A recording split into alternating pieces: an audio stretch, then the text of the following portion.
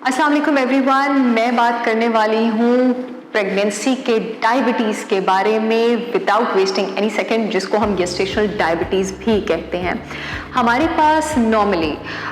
Second या third trimester में अगर ख़वातीन कुछ ख़ास रिस्क फैक्टर्स के साथ एसोसिएटेड हैं, जिसमें सबसे ज़्यादा उनका पहले से ओवरवेट होना, यानी उनके बॉडी मास इंडेक्स का 28 से ऊपर होना, ख़ास करके 30 से ऊपर होना, या फिर बहुत ज़्यादा स्ट्रेस का शिकार होना, या फिर बहुत ज़्यादा refined food items, sugary food items और इस तरह के high glycaemic index food items का इंतखाब करना, वो इस कॉम्प्लिकेशन में मुब्तला हो जाती हैं, जिसको आप गेस्टेशनल डायबिटीज़ कहते हैं। अमूमन गेस्टेशनल डायबिटीज़ एक टेम्परेरी कंडीशन है और बच्चे की डिलीवरी के बाद जो ब्लड ग्लूकोज लेवल्स हैं वो नॉर्मल होना शुरू हो जाते हैं। अनफॉर्चुनेटली कुछ केसेस में ऐसा देखा जाता है जहाँ पर गेस्टेशनल डायबिटीज़ के डायग्नोज होने के बाद उसको सीरियस ना लिया जाए, उसकी मैनेजमेंट ना की जाए, तो वो डायबिटीज़ ठहरता है, it stage with you even after the delivery. इसके बारे में बात क्यों होनी चाहिए? बात इसलिए होनी चाहिए कि आपकी सेहत के लिए जहाँ ये मौसर है और जहाँ ये प्रेगनेंसी में कॉम्प्लिकेशंस क्रिएट कर सकता है, क्या आप जानते हैं वहाँ पर ये आपके बच्चे का फ्यूचर लाइफ में डायबिटिक के होने का जो रिस्क है,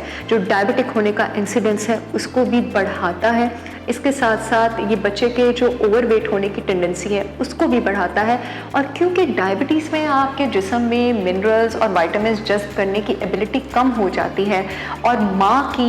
मैटरनल सर्कुलेशन ने फीटस को सारे न्यूट्रिएंट्स और ऑक्सीजन प्रोवाइड करने होते हैं, तो जो उसकी प्रोविज़न है, जो उसकी सप्लाई है, वो फीटस को, वो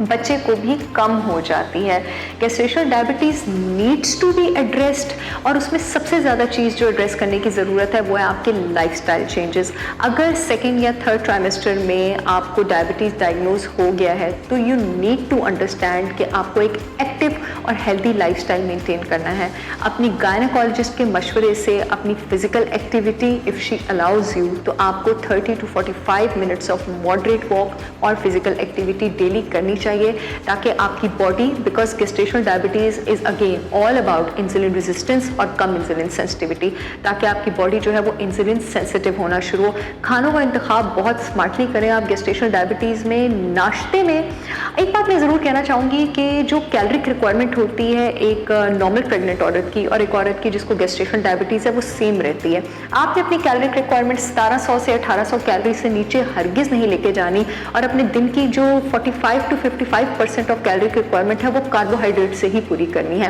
लेकिन वो आपने कॉम्प्लेक्स कार्बोहाइड्रेट से पूरी करनी है, वो आपने लो ग्लाइसेमिक इंडेक्स कार्बोहाइड्रेट से पूरी करनी है, जिसमें आपके पास होल ग्रेन्स आ जाते हैं, दालें आ जाती हैं, जिसमें आपके पास दलिए आ जाते हैं, जिसमें आपके पास अच्छे सौते स्टीम्ड रॉ वेजिटेबल्स आ जाते हैं, आपके पास फ्रूट्स आ जाते हैं। कंप्लीट अवॉइडेंस करें जंक फूड की, शुगरी फूड आइटम्स की, रिफाइंड फूड आइटम्स की, सॉफ्ट ड्रिंक्स की, क्योंकि ये आपकी बॉडी में ब्लड शुगर लेवल्स को डीस्टेबलाइज करके आपके लिए भी प्रेगनेंसी में कॉम्प्लिकेशंस खड़ी करेंगे और आपके बच्चे के लिए भी at the time of delivery भी एंड लेटर इन लाइफ भी मेडिकल कॉम्प्लिकेशंस का इंसिडेंस जो है बढ़ा सकते हैं। अपने गायनेकोलॉजिस्ट और मेडिकल न्यूट्रिशनिस्ट के मशवरे से एक अच्छी हेल्दी लाइफस्टाइल रूटीन और एक अच्छा हाई फाइबर, हाई प्रोटीन और गुड फैट इंटेक वाला डाइट चार्ट बनवाइए। I will see you all again very soon. Thank you.